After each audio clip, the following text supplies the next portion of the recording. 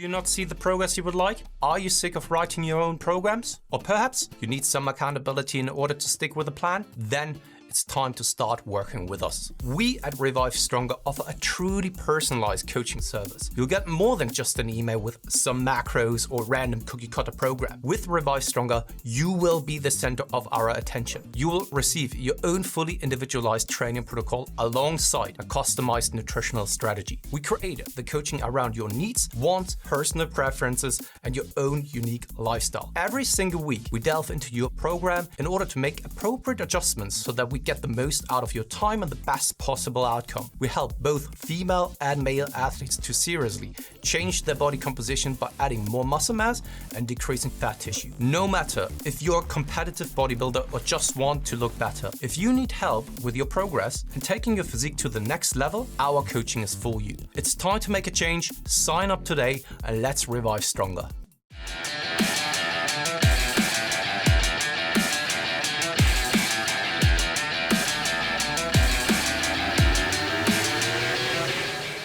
Hey guys, welcome to the Improvement Season podcast. It's me, Steve Hall, Grogu, Vegeta. Wait, I pointed the wrong way. Yeah. And Pascal Floor. Yeah. And who else is in the background? We've got Cell. It's the statue. Who is it there? Have you a name for your statue? Yeah, Bob. I don't know. Bob. That's the name that immediately comes to mind. Yeah. Just Bob. Yep. Speaking of which, we can directly jump into it. It was Bob Waterhouse, wasn't it, who competed on the weekend? No. Did he? No? Then it was a different name. At least the BNBF. The guy that won. I don't know who won, but okay. It was just like, it was an insane lineup in nearly each and every single class. Yeah. Absolutely insane, but especially like the heavyweights. Holy cow. The pros, maybe. The pros, sorry, yeah, absolutely. The pro class, because they had, his name's, I have to find the name because for some reason my terrible brain with names. David K. Yeah, David K. I wasn't referring to him actually. Oh, really? Nathan? No, not Nathan. There was someone else. Oh. Maybe not the pros. The middleweights or? No. It was in their class. But he didn't play. Did he place third? I don't know. I didn't really look at the results. But he also very much stood out with his conditioning and all. Now I want to know who it is. Yeah, me too. I can't very cool. Because the lightweights were stacked as well. The middleweights were stacked. But yeah, Bob Waterhouse wasn't on stage. The guy who I sent to Pascal was Flex Luger. On Instagram at least. Unbelievable. He was the middleweight. He went pro. Like, if anyone wants to check out what like elite like natural bodybuilding looks like, just check out this BNBF. The Natty News Daily have been posting basically every winner there and the people that competed, but it was just like ridiculous. Oh, sorry, it was Ben Lloyd I was referring to. Ben Lloyd. Okay, Ben Lloyd, yeah, so he came third. Yeah, exactly. So absolutely, absolutely shredded. Absolutely crazy lineup. And now I have the picture as well here of Ben Lloyd, where they are kind of David K, Nathan, and Ben Lloyd. Just a picture of them together. Yeah. And Ben Lloyd absolutely diced. Unbelievable, and also the other guys as well. And it's just, the lineup was, in a very, very long time, I haven't seen a lineup like this. It was so stacked. If people are talking about kind of stacked classes, this was kind of like elite level, like world class, world championship kind of level. It was crazy to see. I've seen Nathan guest pose at a BNBF show, and I was just like, damn, this guy, like he looks like he looks enhanced, basically. Like he is elite natural bodybuilding. This is what it is. And so like to me, then David, like I knew David K was good, but then for him to take it from Nathan, who is like, from what I've seen of Nathan, unreal, but he's just more present on social media than what David is. David doesn't kind of, it isn't as big a part of his career or life as what it is for Nathan. So you just don't see his physique there. And I'm sure it was dead close between them. And then Ben Lloyd, I know Ben, and just he always brings the crazy condition. He's just unfortunately he doesn't have that nice symmetry and lines like those two. Like you look at their tiny waist, flaring lats, sweeping quads. Like it's just they hit the front relax, and it's like good night to most people. It's unbelievable. I mean, so many people are now tuning in and while listening to this episode, thinking of like, okay, what? First and foremost, it was a very unstructured intro, so sorry for this. Yeah, super unstructured. We are never really preparing for those shows, so I really do hope that this is something that you can accept and acknowledge, and also to some extent appreciate. But if you really want to see a stacked lineup, head over then to the Facebook group or the Facebook page of the BNBF, because they are then also talking through the different classes. Most of the time you're going then to see some pictures over there as well. And it was absolutely crazy to see that. I mean, this was kind of top-notch natural bodybuilding, like at its best. And it also shows kind of levels in a sense. Like you had, it was quite cool to see some of the newer pros coming up, like Keefe West. Is that right? Keefe West? Yeah. That just came to mind immediately. I'm so bad with names. I'm like, did I just make a name up? No, he's called Keefe. So like, obviously he I think went pro a few years ago maybe. And like he came fourth, I believe, in that lineup. And like, I mean, he went against guys who are they've just got so much time on Keefe, but it's like, you see the levels to it. And the biggest difference between that, like where people placed was, I mean, the top three there, probably in their, mid to late 30s. I don't know, but I'm sure, I think all of them are in their 30s at least. It's just like time under the bar. You don't know what you've got to give until you've given it decades almost, like. Yeah. Absolutely. So, but also what was very much standing out is kind of the lightweight winner as well. Such a high caliber of athletes at the BNBF this year. Absolutely crazy. And once again, it just goes to show what a caliber the UK bodybuilding scene is actually bringing. And if you really want to have a competitive stage experience, you need to compete there. And then you're also being humbled, but this is probably then the best of the best. And if you can compete well against those, then you can really be proud of your accomplishment. This is not to talk down on other accomplishments, of course, but it's just like, this is the best, probably some of the best that you can compete in. And once again, the standard that has been brought up here at this year's BNBF, this is kind of world championship, if not better than this, to be honest. Yeah, it's like I was very honest. Like I came second at the amateur WNBF Worlds, but the caliber of that lineup was lesser than what was at the WNBF UK, because I came fourth there. It wasn't just suddenly I did way better, or the judges completely changed their mind on my look. It was just the lineup was crazy in the UK. And these lineups, they're world caliber. You look at the top three in most of those classes, you'll be like, you could all be pro. Yet only one out of all of them goes pro, which is just like the lightweight Steve. I don't believe he's not pro, is he? At least with the BNBF. I don't believe with any other federation. Like, but you look at him, and you're like, you could stand in a pro lineup and do, like, you could hold your own for sure, no doubt. So that's why I love. I can't remember who I heard it from, but it really reframed when I compete. It's not chasing it, but seeking. Like, you want the pro caliber physique. You don't want to necessarily go pro. So sure, it's nice to have that kind of recognition, but actually having the pro caliber physique is what matters, because you could go pro and not have a pro caliber physique. Unfortunately, if the lineup falls in your favor and there's enough competitors at there to kind of to be what's it called, like a pro qualifier or what have you. So yeah, it's exciting, because do you know what's this weekend? No, what is it? It's the WNBF Supernaturals. Oh, right. Yeah, of course. I was thinking, but I wasn't really sure whether you're referring to this, to be honest. So I don't know if many of the people who were at the BNBF are coming to the WNBF. I don't know.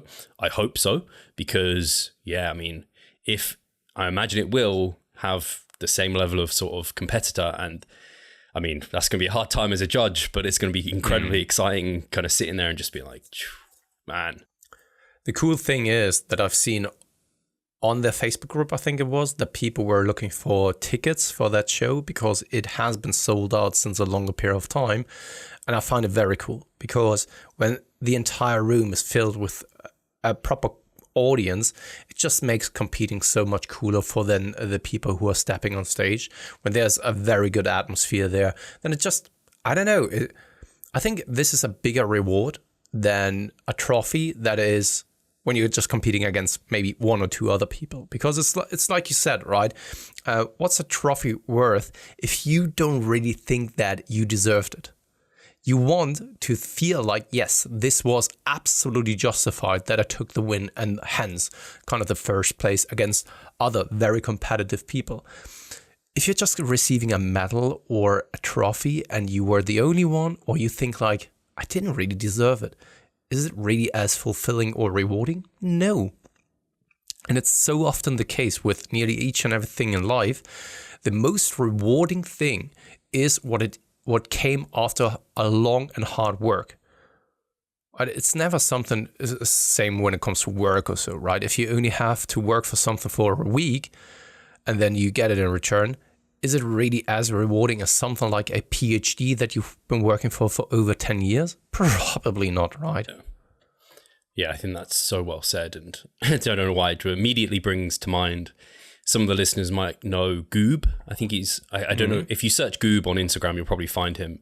But anyway, he brought up someone, and this guy basically was just like bigging up himself that he won his class and he edited his stage photos. Yeah. But I'm just thinking, like, he was the only person in his class, I believe. I think that's what it was. It's just it was bigging yourself up because you won your class, and you're kind of deceiving people. Like, you are literally just doing it for social media and what that gives you. And it's just and I know he's a young guy, so I can understand it a little bit because not quite as mature. And I'm sure in 10 years time, he'll look back and be like, wow, man, that was a really silly thing to have done. But yeah, I mean, it's just, and that's why I loved, I watch Darren, I've forgotten his last name for some reason, but Darren, he's a posing coach and he competed in, I think, the Masters. He came, I think, maybe, I don't want to say it wrong, but I think he came third in that class.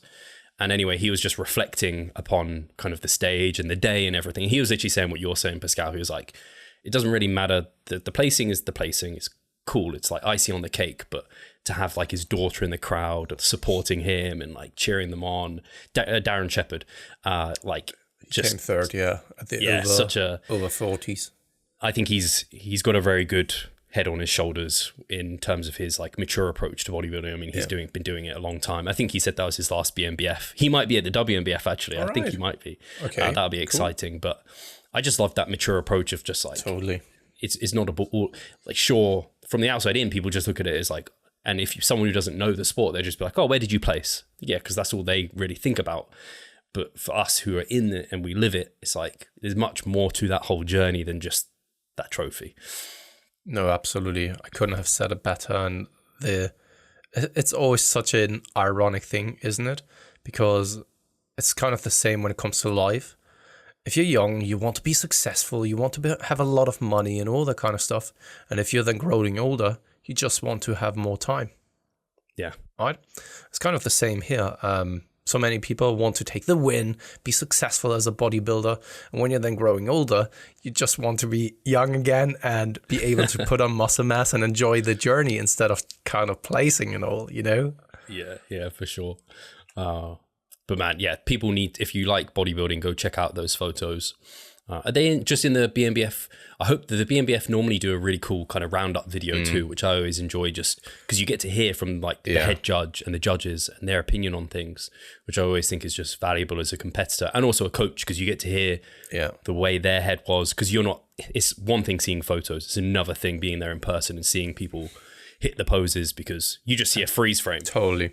And they could be shaking all over the rest of the time. That's or whatever. Why I never really judge people by what it is that you're seeing on pictures. Because also when it comes to selfies, for example, some people can just be piss poor in taking selfies. And some people are just like freaking incredible to make them look amazing. Something like Goob is actually covering, right? Those people, those influencers, they are very good at showing the highlights and putting themselves in a very favorable spot alongside then manipulating things over in Photoshop.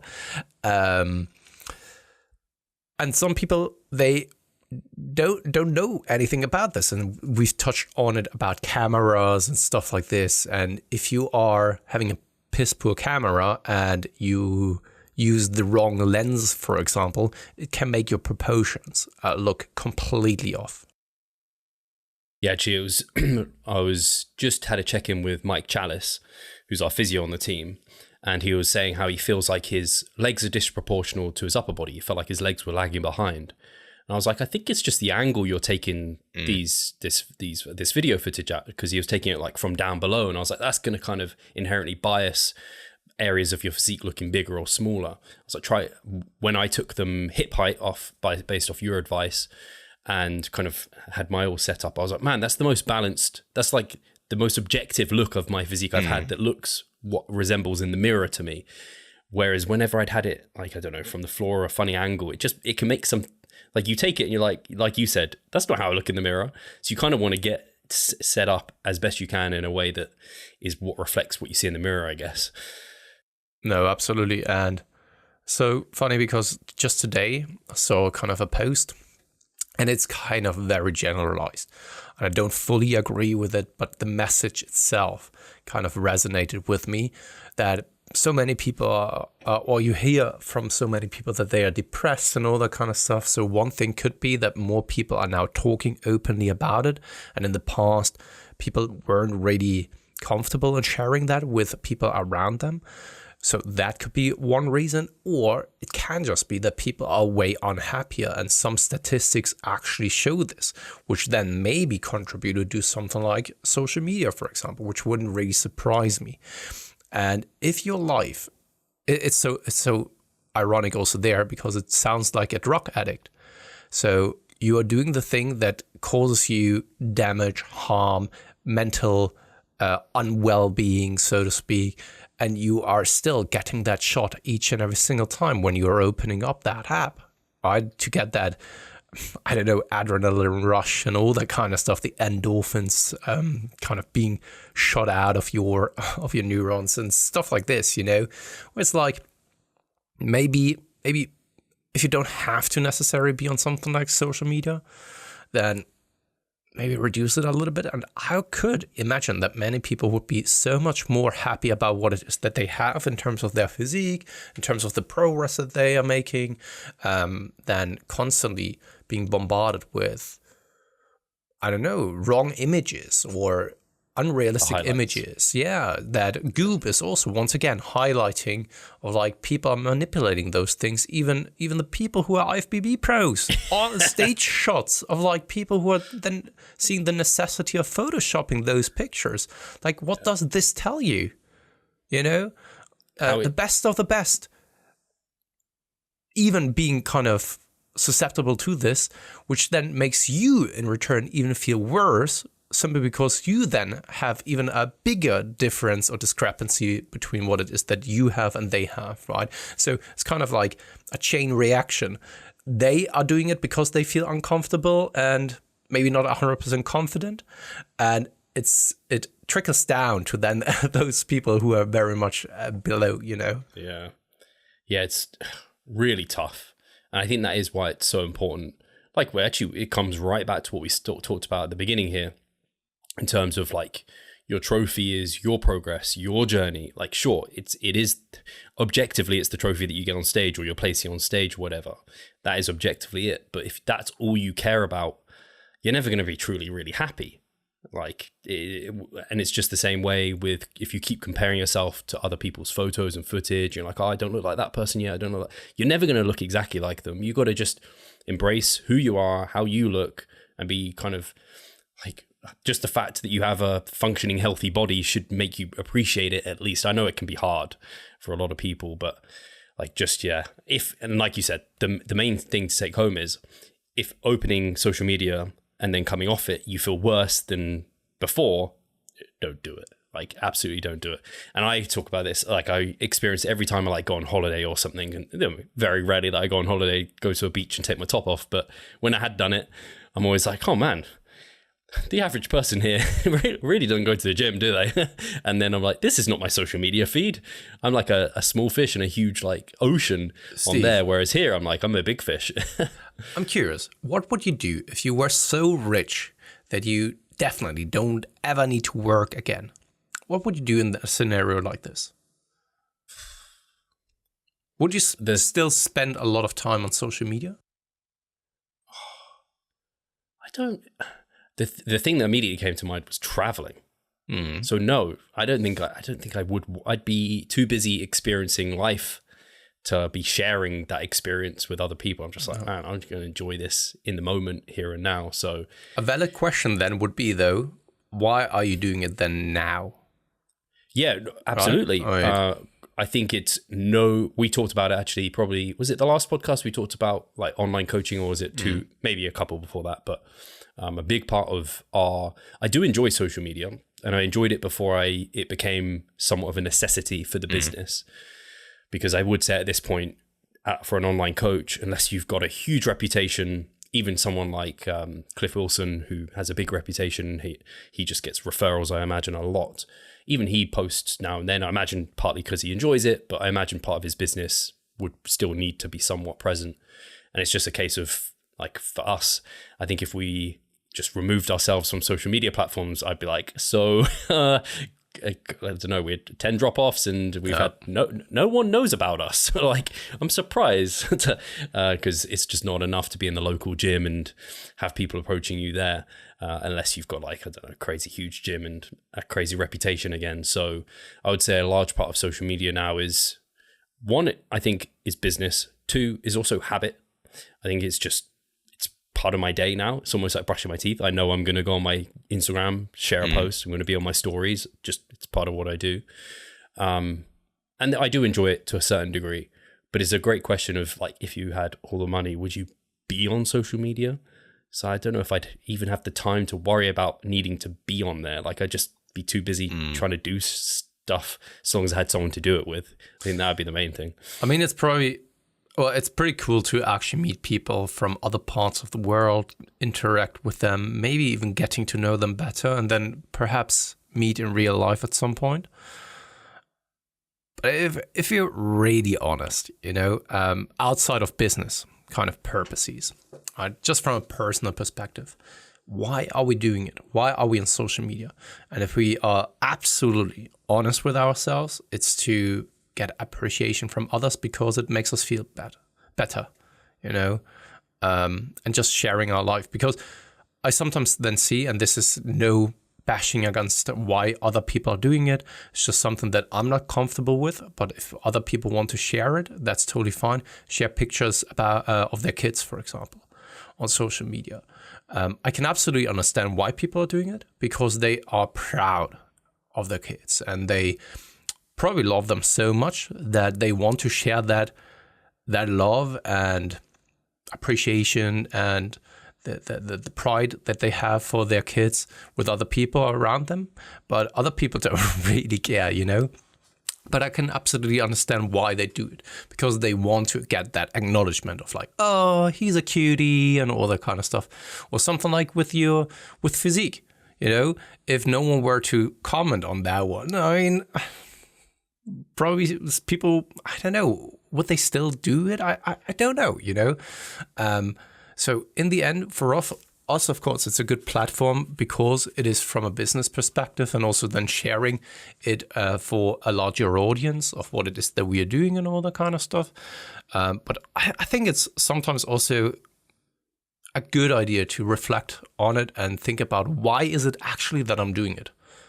And we can then be completely, or you should be very honest with yourself about it, of what's the reason. And if it's something for vanity reasons, for acknowledgement, it's, I think, totally legit. But being aware of that, I think, can be a very powerful thing, because if at some point you don't really get what it is that you were hoping for to get out of it, why then continue? If you're not really getting the acknowledgement anymore, or the appreciation that you were hoping for, and every single time you're posting something, you're just kind of angry that people aren't really liking something, why even be there in the first place? Yeah, it's interesting because I definitely think there's a part of me that does it out. I don't know. Yeah, probably a part of me that still likes to share that part, not solely for the kind of recognition, social recognition, but definitely I can't say I don't like that. Like, it's nice when people say nice things. But when I first got on social media, it wasn't for business. So it was just for sharing the journey. So I know part of why I like social media is because, like, I don't know many people, like, I don't have many friends in my local kind of gym and things that do bodybuilding. And so I just don't have that community element. Yeah. And I kind of get that community from social media now, where like I would never have had it before. So yeah, I don't know if I would have continued. I don't even know if I would have done natural bodybuilding if I wasn't on social media, because I kind of discovered it through 3DMJ, and that was through their YouTube and through Matt Ogus. And then I think in many ways I just kind of mirrored what other people who were doing the sport were doing. And I just saw, like, Matt Ogus was on YouTube. I saw some other people on YouTube, people on Instagram. And I was like, oh yeah, like, you just kind of you follow the crowd and you're just posting. And a lot of, you'll recognize, actually, I know I do it, where my posts, like if it's a physique update, I would have seen other people do physique updates. I'm like, oh, they talked about all this stuff. Maybe it's like, I'll share that information as well. Or I don't know, you kind of mirror other people in that sense too. But yeah, there's definitely a part of it is like liking the attention and things. But I think, thankfully, not too much of what I do is driven by that. Because otherwise I just post up pictures of my arms. I mean, there is a reason for why those platforms have gotten so big over time, because they are especially then focusing on building that community aspect, because people just love that, feeling that they belong to a group of people. And also then, of course, being told that they may be special, being appreciated. It's just like kind of human or inner human needs and desires that are being fulfilled with that. So I can definitely see why those platforms have grown as big as they are now. And I think we are all falling victim to this. I just find it interesting that sometimes we're just like puppets that follow the algorithm. And if we're then sitting down and thinking about what it is that we're actually hoping to get out of things, I think that the platforms get a little bit of a different connotation. Yeah, I think it's at least clear for us when you just look at, especially over the last year, and even you can reflect upon it with the podcast, where we just consist and keep doing it because we know that we want to continue to grow the business. We want to continue to share value. That's intrinsic to us as well. And it isn't just about the comments, the likes, that sort of thing. It's like, if our view count went really low, it's not like we'd just stop. We'd be like, well, why is it low? Because like we want to continue to grow. Because yeah, you look at some of the reels, like the amount of effort they can take sometimes. It's just like, man, got like, I don't know, a number of thousand views. It's like, wow, that's way less. Maybe I just give up and stop. It's like, no, let's kind of persevere. Yeah. It's definitely. And I know that this sounds like romanticizing the entire thing, and I think that many people think that way. I just want to provide value and educate people with the experiences that I've gathered over the years. But I am also realistic about this, that I haven't yet found an appealing voice that speaks to a lot of people, apparently, you know? And this is then up to me to find that voice. Do you know Greg Doucette? Yes. That's the voice. Like I can't even impersonate. I can't think what it sounds like. All I know is he's got a very particular voice. But that, I guess that's an example of someone, he speaks to a person. He does, like really clearly, like that. I don't know. And there are, I guess some people just have that character about them where they're very, I think of someone like JP. Like was kind of hardcore bodybuilding. He spoke to a certain person. And yeah, we don't have that. Like you said, we haven't found our kind of voice as yet, but we aren't trying to be something we're not, which I think is the most important thing as well. Yeah, absolutely. But how do I put a message across that the other person is willing to listen to me? Because we are so many, or we are one fish in a big pond, you know? So why, once again, should a person listen to you? Because there are plenty of other people who have also great knowledge, great experience.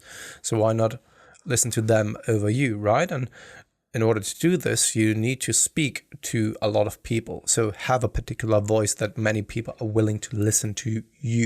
And I think that many content creators, like successful content creators, influencers maybe, they are great at doing this. They're great at hitting it home, speaking to a particular person, while the content may not always be the best though, right? But they are very interesting to listen to, and they speak directly to certain individuals. And we haven't yet found that, I think. And this can be developed though, I think. Yeah, I wonder. Yeah, I feel like, I don't know. I feel like we have I know who I'm talking to when I try and say it, but maybe it isn't quite specific enough, or I don't know.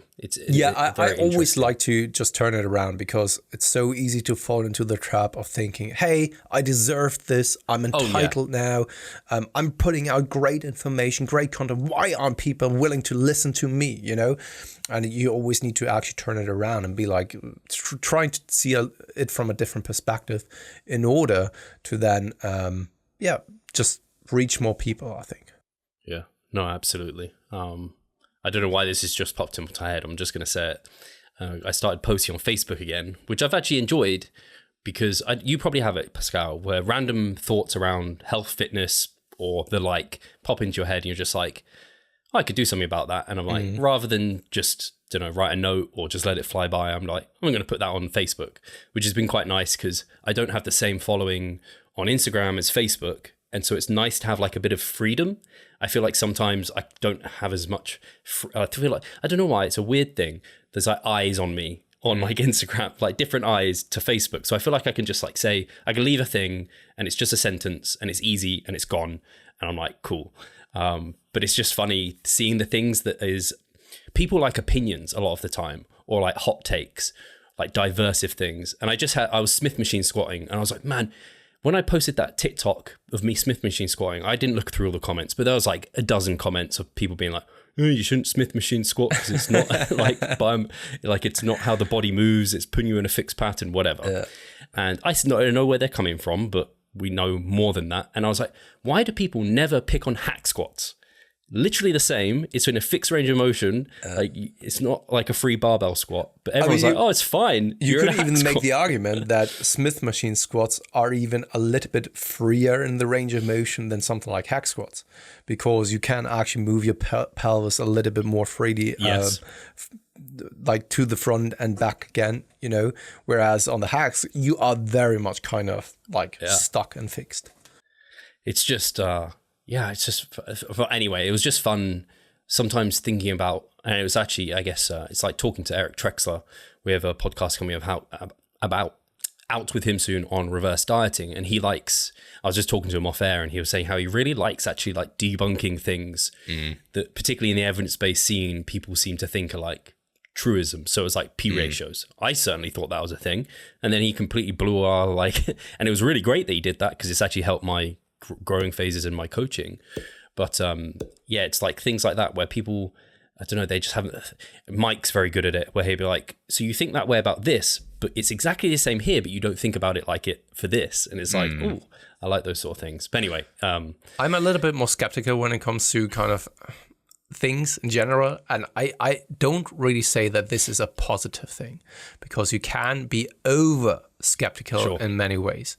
And I was thinking about it quite often already, like seeing a specialist psychologist or so, you know, because it's the same as with every other profession, or professional rather. You get them because they probably know what they are talking about, because they have studied it for a very long time and all that kind of stuff, you know. They probably know much more about this specific topic than you do. But I know that, and I hate myself for this, to be very honest. This seems to be the podcast about transparency. And I hate myself for this, that I'm so skeptical that I know that when someone else would say to me, like, this is probably what's wrong with you, mentally speaking, let's work on this, I know that I would be massively skeptical about this and be like, I'm not entirely certain whether this is the case, right? And this is one of those moments where I think that it isn't always beneficial to always be skeptical and always doubt what the other person is telling you. At some point, you have to just like trust, and kind of the trust test of like close your eyes, and the person behind you should actually then catch you when you're falling, you know? And if you're never capable of doing that, you start to see patterns of like, I don't know, maybe this is also kind of conspiracy theory style, you know? You start to see patterns when there aren't really any, when it's just like random chance maybe, you know? And yeah, sometimes I'm just like, I would love to be sometimes a little bit more, I wouldn't say that I'm not open, but a little bit more open for these kind of things. It's funny though, because certainly being in the evidence-based kind of fitness sphere, when Charlotte will tell me things outside of the evidence-based sphere, like, I don't know what it could be, I can't think of an example. I'm like, are you sure? And she's like, oh, it's like, I saw it here. And I'm like, what's their source for that? And then I'm like, so you end up being that annoying person that's like, At the same time, I appreciate it though, because what the evidence-based community or just bodybuilding in general has taught me is to ask questions, be skeptical, and never see things in a black and white manner. And there are always nuances to a specific topic. And if you really want to create and build your own opinion, then try to take a look at the evidence yourself and try to then listen to experts. And if there is a majority of confluence there, then you can probably be quite certain that one thing is probably right. Of course, even there may be small differences and nuances that we haven't yet discovered. But I think that when a vast majority of experts, like true experts, and not just self-proclaimed experts, agree on one thing, then it's probably true. Yeah, it's that's why I think, obviously we had Eric on, I just spoke to Milo Wolf. I think in the evidence-based sphere, it was rightly generally accepted that full range of motion was superior, and that was like standard default. And it's appearing that maybe lengthened partials, or at least that lengthened range, is more important than other ranges, and maybe there's some application to have there. And it's like, oh man, it was such an easy like black and white thing where it's like full range of motion is better than partial range of motion, but we know it's never quite that way, is it? An example of that, it makes me a little bit uncomfortable because I like certainty. We all like certainty. An example where I get particularly uncomfortable about it and where it's challenging as a coach is peak weeks, because there's really limited data on this. And so you have to go off, and then we're talking about it with Brett Freeman and some of his experimentation with, and he's going to come on the podcast, we're going to talk about it, some of his experimentation. I'm like I as a competitor self-coaching, I definitely would have to outsource that experimentation, because I'd get in my own head and I'd be like, oh, but what if that did this is this? It's like sometimes you have to just let that go and follow, because I find that with my competitors where they'll get really in their head and they'll be like, oh, I'm looking worse, the scale weight's just like static, I should diet harder. And I'm like, no, I think it's because of like water retention and stress, and the reason you're looking softer and flat, you look soft and flat, we probably need to actually refeed you up and then dig again. And it's like decisions like that when you're that close to prep, and that experimentation of that's like, no, calorie deficit's king. If scale weight's not going down, we drop calories more. It's like that's where that certainty can go. And then peak week is even more so. Like I really like the idea of managing, kind of keeping everything kind of in a vacuum and then just manipulating carbs, because if you do that, you have certainty that carbohydrates are the thing that's causing the thing.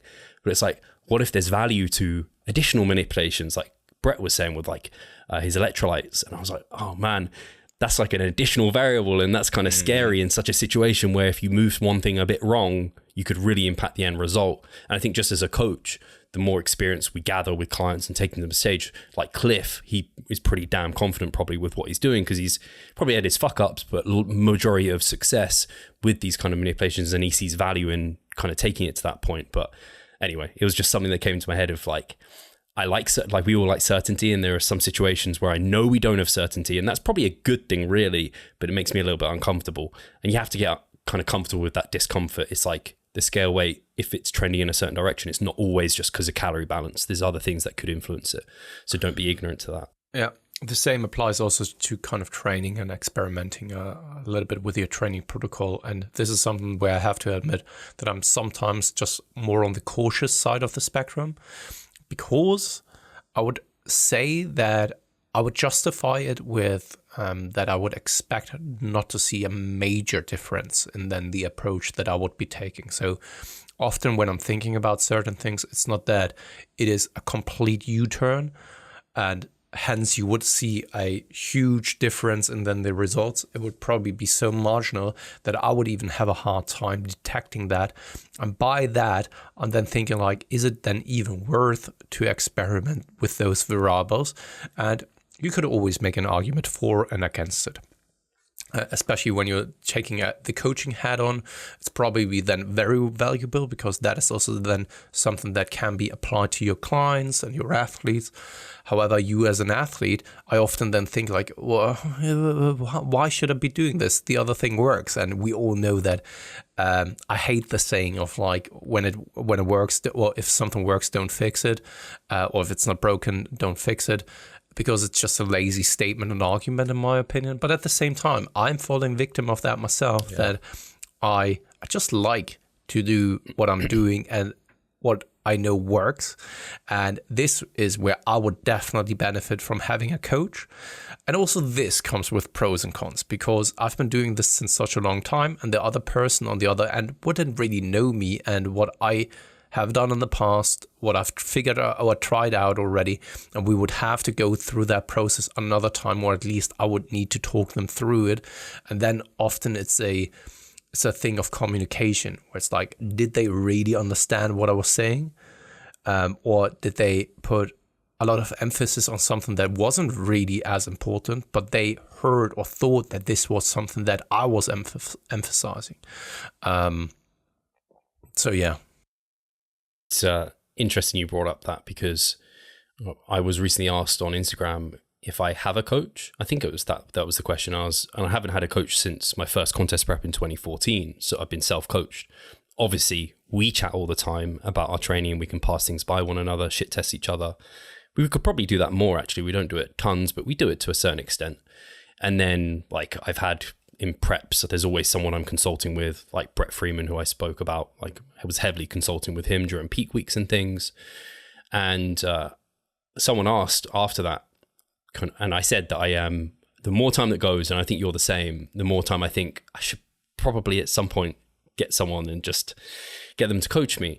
But still, it makes me uncomfortable thinking about letting go. And because someone asked me, why don't you get a coach? And I was like, I just said, I think I just struggle to let go and give someone else control. I'm a little bit of a control freak, and it means so much to me. And I know it's a silly thing, because you probably have it the same, Pascal. We coach so many coaches and they see so much value. Oftentimes I'm surprised how much value.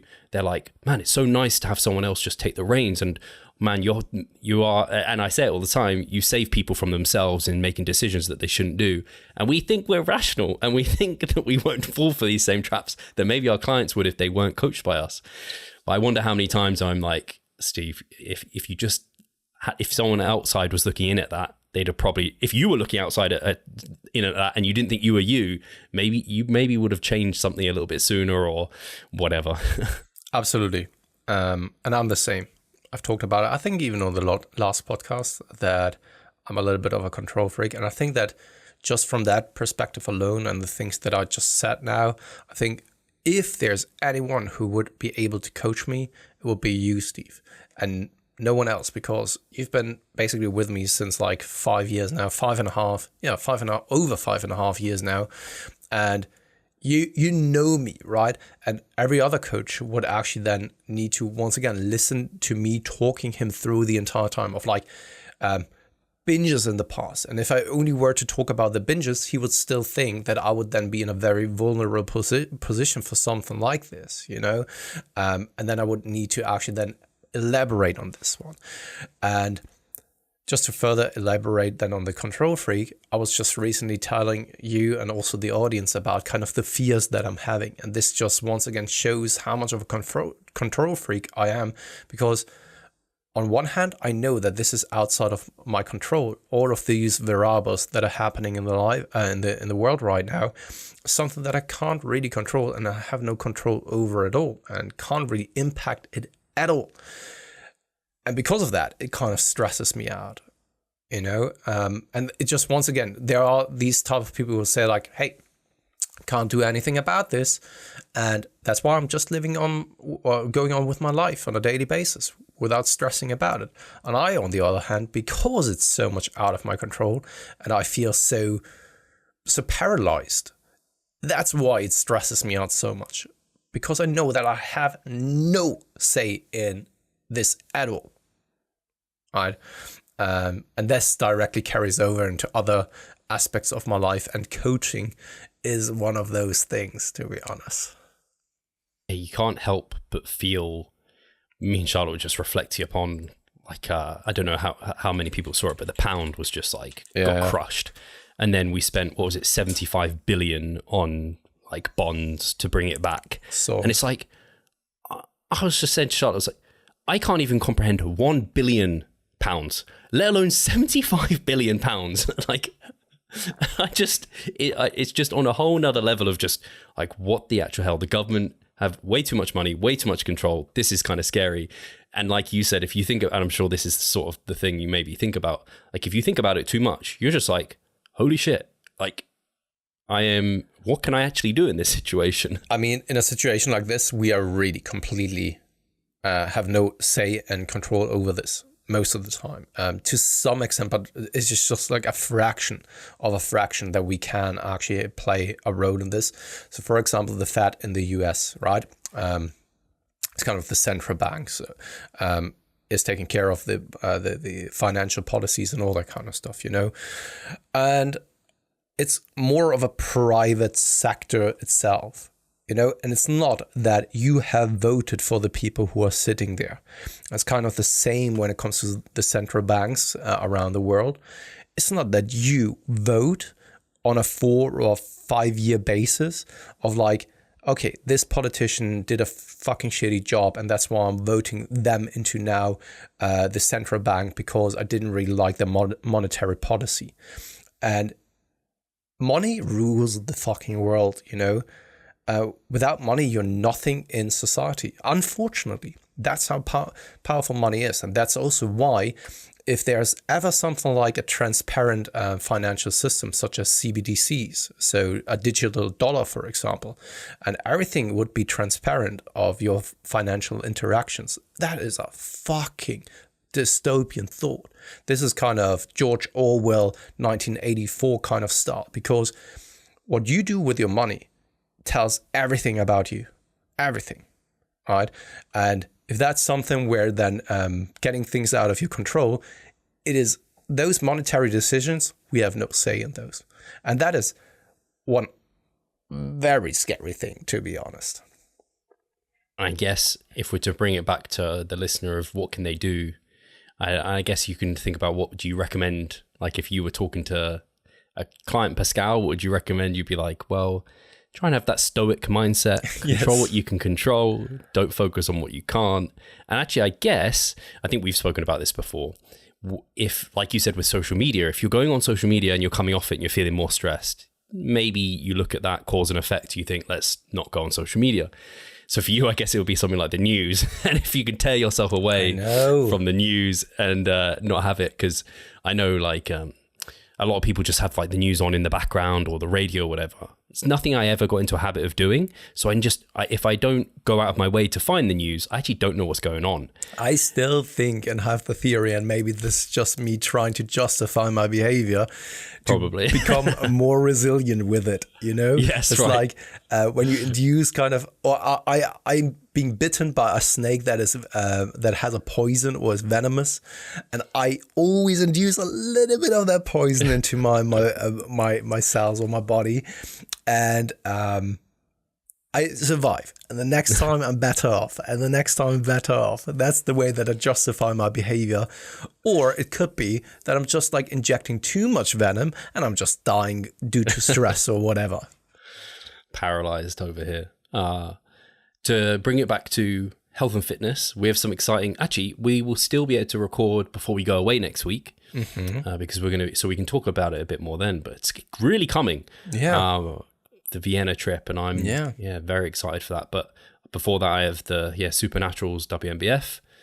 Do you have anything going on this weekend? You're on your own for a little bit. On my own. Yeah, my family's gone for like 2 weeks. It's crazy. It was supposed to be 3 weeks, but I did a compromise with Katie that I'm going to pick them up after the Vienna trip. And so many people, it's weird because other people are always like, yeah, man, 2 weeks on your own, fucking amazing. And I'm just like, man, this is the worst thing that ever happened to me in my life. Not that I'm alone, you know.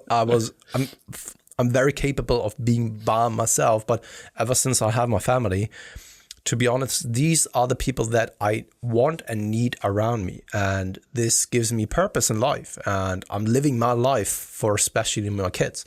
If they are not around, and this is the first time that I'm kind of separated from them, I'm not complete. I can totally see that. Like if I'm on my own, if like Charlotte wasn't here for a week, even though I don't even actually get to see her very often at the moment, I see her for like an hour or two in the evening. But if I don't have that kind of rock, knowing that I've got this person each and every day and we're interacting and what have you, like it would be a really, like I'd be like, I need to find something to do with my time, like more outside of it, like, because I can just go day by day. Yeah, I will do this. I will definitely. So I have more time now in the gym early in the morning because I don't need to be back at around 7 a.m. to then have breakfast with my family and all that kind of stuff, you know. So I can actually take my time now in the gym, which is good. Nice. Also, I wanted to then get a new haircut as well. Thing is though that I wasn't really on it. I just got reminded like yesterday, and then I tried to actually get an appointment. Not going to happen in such a short time frame. And I set for myself kind of, and this is something that I've prepared for a while back. I wanted to actually do or look more into graphic AIs at the moment and install it on my computer and then experiment a little bit with graphics AI. So what does that entail? So, I don't know if you've ever heard of something like DALL-E, for example. Don't think so. It's an AI, so an artificial intelligence that is creating pictures based on tags or keywords. So you can then basically have more complex keywords or kind of also simplistic keywords and create graphics and images based on the keywords. It's freaking insane. It's freaking amazing. I played a little bit around with different engines. So there are a couple of ones right now out there on the market, and most of them are though paid, which is a little bit of a bummer. And DALL-E, for example, you have a certain amount of free credits per month. Everything beyond that needs to be paid for. And this is something that I wanted to dabble in a little bit more so because I was just curious and interested. It amazes me. It excites me, and also I just want to learn more about this, and I thought that this is now the perfect time to dabble a little bit more into this.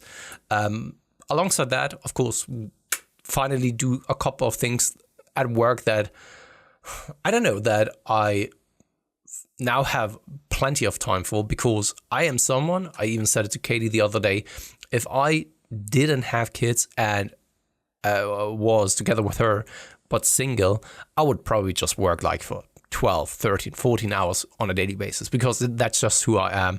I like sitting at the desk and then doing something, you know, and I can easily then fall always into that trap of just working way longer than I should. And this is something that I'm probably going to take advantage of here over the next couple of days to just like get a lot of work done. I think if I didn't have Ada, and I wouldn't have the reason to go on these walks, I would be that guy that's just sat at his desk doing these things. What was your plan for then up until Vienna? So I'm hoping that the WNBF and judging all day and being in Birmingham, because I'm going to have to stay there Saturday night, Sunday night. And so I get back later on Monday. I'm hoping it doesn't impact my training at all. I just imagine on Monday I'm not going to be feeling the best, but I'm hoping I can still push through. And then it'll be a case of, I think I just had a chat with Mike yesterday, and I was thinking we probably will do something along the lines of, because he was like, how are we, because he's on I think a lower, upper, lower. He was like, could we somehow arrange my training so it works? And I was like, you know what? I think the simplest thing for us to do will probably be something like a push, pull, legs, and just follow like 2 horizontal presses, an incline or something, 2 vertical pulls, 2 horizontal pulls on the pull, and then like accessory work, and then like mostly quads with some hamstring curls on the leg day. So I think that's probably what I'm kind of setting myself up for that. So I'll just basically follow half my week, and then the end of the week will look a little bit different to usual, but pretty much the same. So yeah, nothing too crazy. I made sure I haven't really taken much holiday this year, so I just made sure to let my clients know that I'm going to be missing a couple of updates here or there. Like on the Monday, I'm not doing any updates for people, so I can be prepared and not have to stress about like trying to fit all these things in. And along with traveling, as you know, you have to kind of, I don't like not knowing exactly what I'm doing and not having time to pack and making sure I have everything. So it should all be pretty much lined out. I've got my sister coming over to stay at the house on Thursday so she can look after Ada. So that's all sorted. Oh, that's cool. So that worked out nicely. But yeah, and then we'll be there. It's going to come in no time. I mean, this time next week, we're basically going in tomorrow morning. So yeah, absolutely. I'm very much looking forward to that, to be honest. I always wanted to go to that gym. And it's going to be a great trip. Hopefully the weather is also lovely to then also take a stroll through the city as well. I will do that anyway because I'm going to be awake way earlier than you guys. And I will just get up in the morning, put some headphones on and just like walk through Vienna. That's the plan for me. I probably could work. I could find out what time Mike wakes up. I think I have in the spreadsheet, and I think he fills it out what time he weighs himself. So I probably know what time he wakes up, which is quite creepy and hilarious. Speaking about surveillance at that one point, right? So we probably don't wake up at too dissimilar a time, but yeah, you're an hour ahead anyway, and you wake up at like 4 or 5? 4 to 5. It's always kind of that. On a couple of days, I'm actually managing to make it to 6, but anything later than this is, I can't even recall the last time that I've woken up after 6. So at least like a couple of hours before me, because I'm normally up at about 7. Yeah. So yeah, you'll have a bit of time there. But I definitely want to go through the city, and I think it'll be nice because it will be, I always like these times because it forces you to be off technology and checking emails and checking social media, because half the time you feel like you need to do it, but you actually don't. Even if you've got 5 emails that are racked up because you haven't been checking all the time and answering them, you can easily answer them. So I think it'll be a nice break just in that regard too. Yeah, but I still want to get better at that. But at the same time, I also do believe that, at least that's my assumption, my athletes do appreciate that there's a very fast response time. Oh, because totally. I've heard it from several people who have signed up with us, who have also some experience with online coaching already, that they had it in the past that sometimes their online coach didn't get back to them for like a couple of days.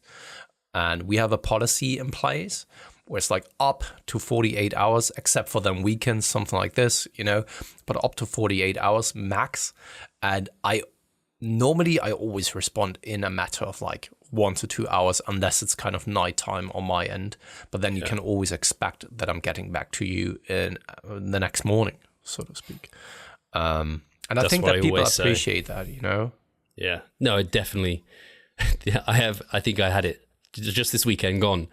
I had a couple of clients who reached out to me over the weekend. They're like, "Thank you so much for applying on the weekend." I'm like, it's fine. Like, probably shouldn't, but like, I like it. Yeah, I sometimes do it on the weekend as well, especially when I'm just like have the time for it. Why not shoot them a quick email? It's kind of, if it's not too long of a mail where it's like requires me to sit down and really focus about the answer itself, when it's a more complex one. I think it's just like, if someone just needs a quick confirmation of like, hey, Pascal, is it all right if I do XYZ? And I get back to that, sure thing, right? That's all that's sometimes needed or necessary. Yeah. I think it's understated how nice that is to have that quick feedback, because even though it's completely right, there are no like major things for people if they're just generally going through fat loss or muscle gain on a short-term basis. There's nothing major that's going to crop up they have to have an answer for. I absolutely agree with that. It's still just a nice feeling to have. If you send it in for an answer, you get an answer pretty quickly back. Yes.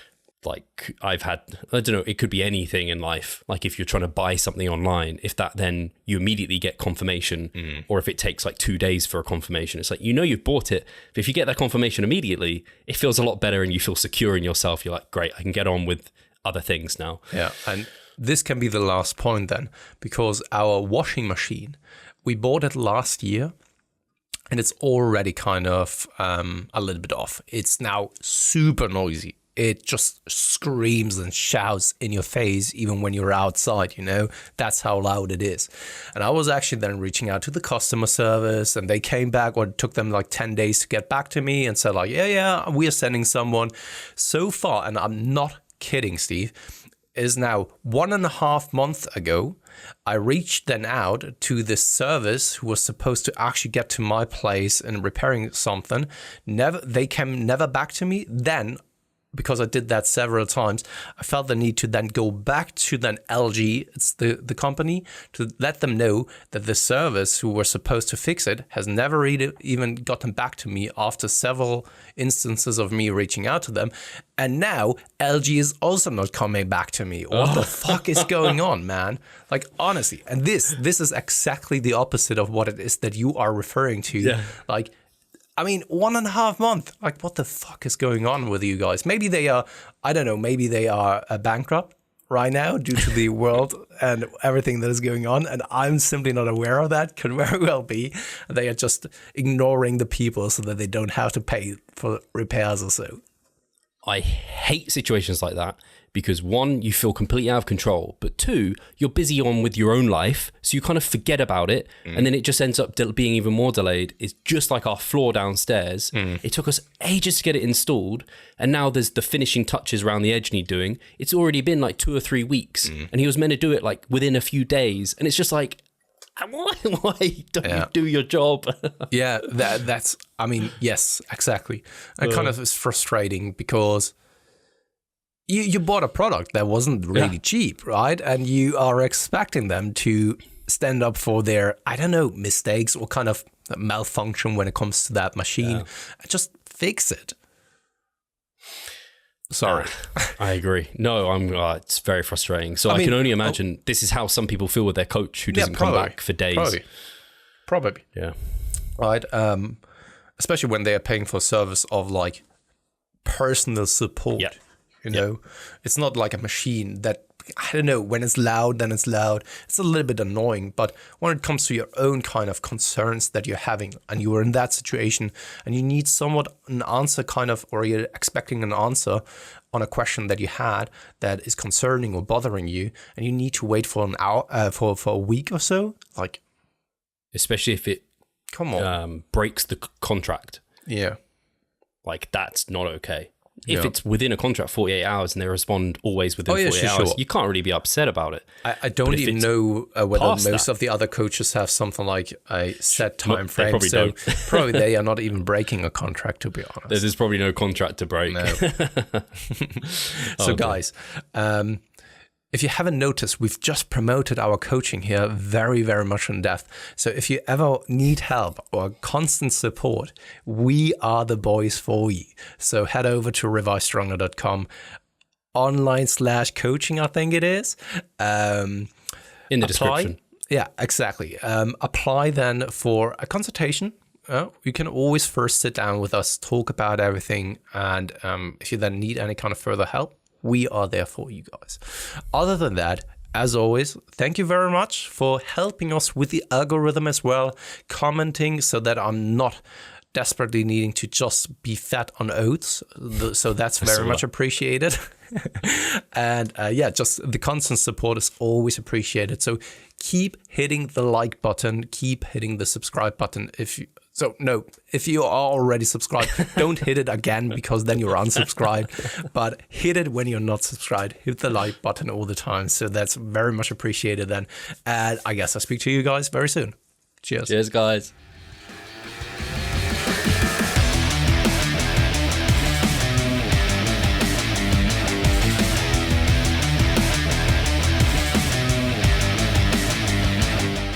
Losing weight fast while maintaining muscle mass.